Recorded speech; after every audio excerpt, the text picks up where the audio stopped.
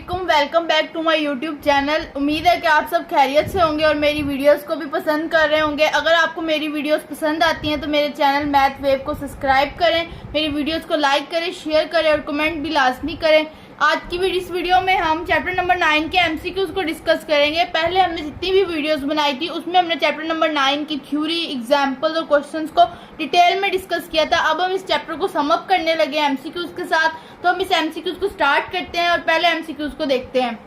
पहले एमसीक्यूज में हमें कहा गया है theta radian is measured in, means कि हमने सर्कुलर सिस्टम में पढ़ा था कि हमने रेडियन को कहाँ यूज करते हैं, तो हम यहाँ पे लिखेंगे थीटा रेडियन सर्कुलर सिस्टम में यूज करते हैं। मैं यहाँ पे आपको दोबारा रेडियन के बारे में बताती जाती हूँ कि रेडियन क्या होता है।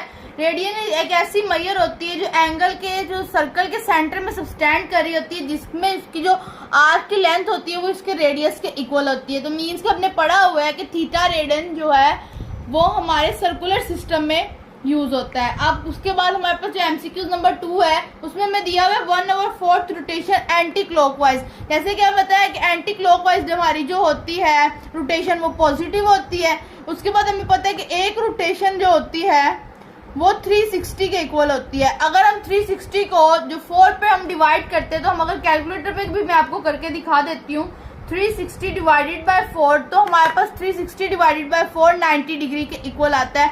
मीन्स अगर एक 360 को अगर हम 4 पार्ट्स में डिवाइड करते हैं, उसका 4th पार्ट लेते हैं, तो हमारे पास आ जाएगा 90 डिग्री। अब जैसे कि हमने पढ़ा हुआ है कि जो 60th पार्ट होता है मीन के सेक्साडेसिमल सिस्टम में, कि 1 डिग्री का जो 60th पार्ट होता है वो होता है मिनट, और जो मिनट का 60th पार्ट होता है वो होता है 1 सेकेंड। तो यहाँ पे हम लिखेंगे कि जो 1 डिग्री होता है which is equal to 60 minute. हम यहाँ इसको इस चीज से शो करते हैं, तो हम यहाँ वाले डी वाले ऑप्शन को टिक करेंगे। अब हम एमसीक्यूज नंबर 4 पर चलते हैं।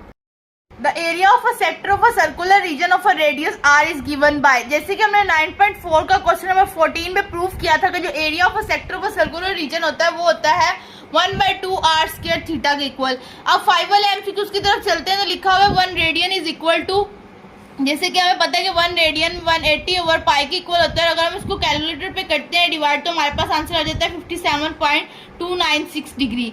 अब हम 6 वाले एमसीक्यूज की तरफ चलते हैं। यहाँ लिखा हुआ है 1 degree is equal to, mean के 1 डिग्री होता है पाई/180 रेडियन के, तो यहाँ लिखा हुआ है पाई/180 रेडियन। अब 1 डिग्री अप्रोक्सीमेटली इक्वल कितना होता है, तो अगर हम पाई/180 को कैलकुलेटर पे डिवाइड करते हैं तो हमारे पास आंसर आता है 0.0175 रेडियन। अब हम एमसीक्यूज नंबर 8 की तरफ मूव करते हैं।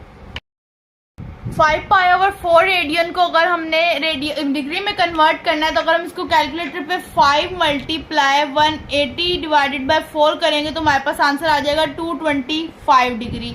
इसी तरह द वैल्यू ऑफ 7π/9 मीन्स कि अगर हमने इसको डिग्री में कन्वर्ट करना है तो 7 × 180/9 पे डिवाइड करेंगे तो हमारे पास आ जाएगा 140।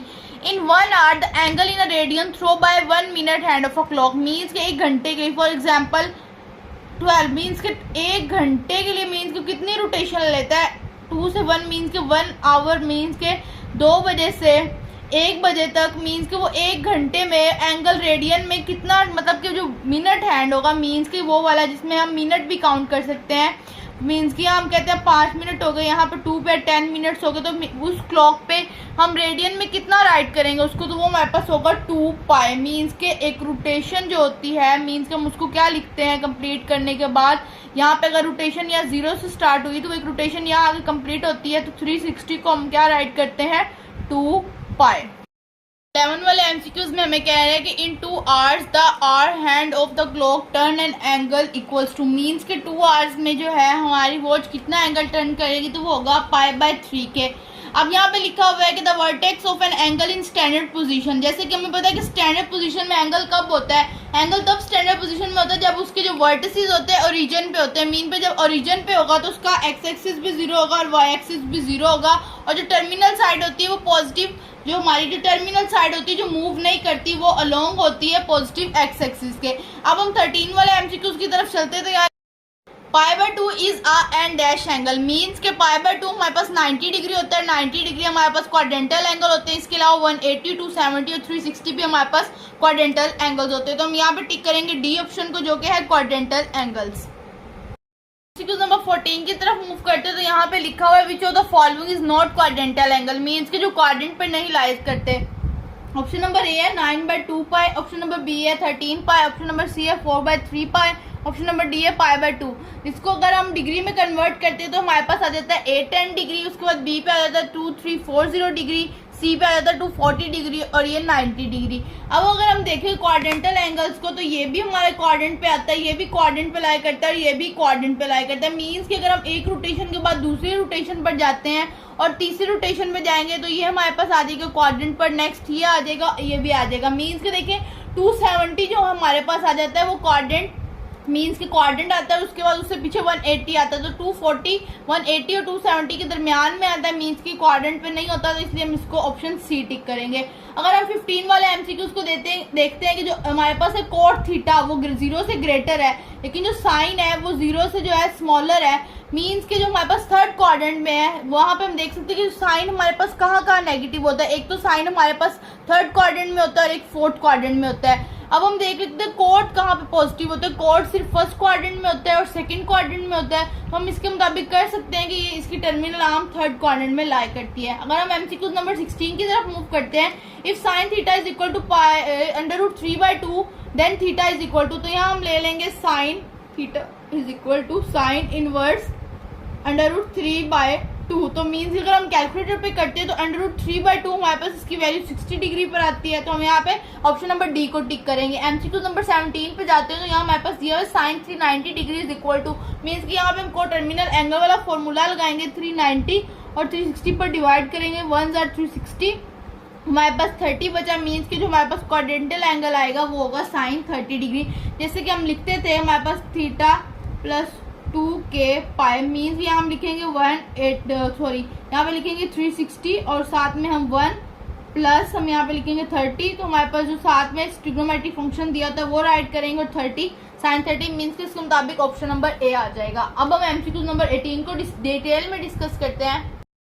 एमसीक्यू नंबर 18 में दिया हुआ है cos square 3 theta plus sine square 3 theta. तो हमें दिया हुआ है, हमें पता है कि cos square theta plus sine square theta is equal to 1 होता है, तो मीन्स कि यार थीटा की वैल्यू सेम होगी तो वो हमेशा 1 के इक्वल होगा, इसलिए हम ऑप्शन नंबर ए को टिक करेंगे। हमने यहाँ पढ़ा हुआ है 1 plus cot square theta is equal to cosecant square theta. अगर हम इसको इस साइड पे ले आते तो ये माइनस में आ जाएगा और ये 1 उस तरफ जाएगा तो -1, तो इसलिए हम ऑप्शन ए को टिक करते हैं। यहाँ हमने पढ़ा हुआ है 1 plus tan square theta is equal to secant square theta. तो अगर हम इसको उस तरफ ले जाए secant square theta minus tan square theta, तो वो यहाँ पे हमारे पास रह जाएगा 1, तो इसलिए हम ऑप्शन नंबर बी को टिक करेंगे। अब यहाँ पे हमारे पास है एमसीक्यू 21, यहाँ लिखा हुआ है 1/1 plus sine theta plus 1/1 minus sine theta, तो इसका आंसर क्या आएगा। तो यहाँ पे हमने 9.4 को क्वेश्चन नंबर 23 दिया होता, तो उसका सेकेंड लास्ट स्टेप था 2/cos स्क्वायर थीटा और हमने उसको प्रूव किया था 2 सेकेंड स्क्वायर थीटा के इक्वल।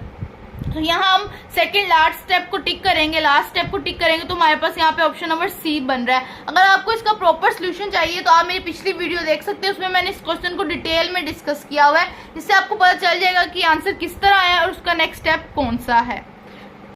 नंबर 22 में हमें दिया हुआ है secant theta over cosecant theta किसके इक्वल होता है। तो जैसे कि हमें पता है कि सीकेंट थीटा 1/cos थीटा के इक्वल होता है, जो 1/कोसेकेंट थीटा 1/sin थीटा के इक्वल होता है। अगर हम इसका रेसिप्रोकल ले लें तो ये हमारे पास हो जाएगा sin θ/1, तो sin/cos किसके इक्वल होता है, tan थीटा के। तो इसी के साथ साथ हमारे एमसीक्यूज भी कंप्लीट होते हैं, हमारा चैप्टर नंबर 9 भी कंप्लीट होता है। हमने हर चीज को डिटेल में डिस्कस किया है, हमने हर क्वेश्चन को, हर एग्जांपल को, हर थ्योरी को मैंने एक्सप्लेनेशन भी दिया है। अगर आपके पास कोई भी एमसीक्यूज है, अगर उसकी एक्सप्लेनेशन आपको चाहिए तो आप मुझसे कमेंट सेक्शन में पूछ सकते हैं, मैं आपको जरूर आंसर करूंगी। और अगर मेरी वीडियोस पसंद आ रही है तो इसको ज्यादा से ज्यादा लाइक करें, शेयर करें, कमेंट करें, मेरे चैनल मैथ वेव को भी सब्सक्राइब करें। तब तक के लिए मुझे इजाजत दें, अल्लाह हाफिज।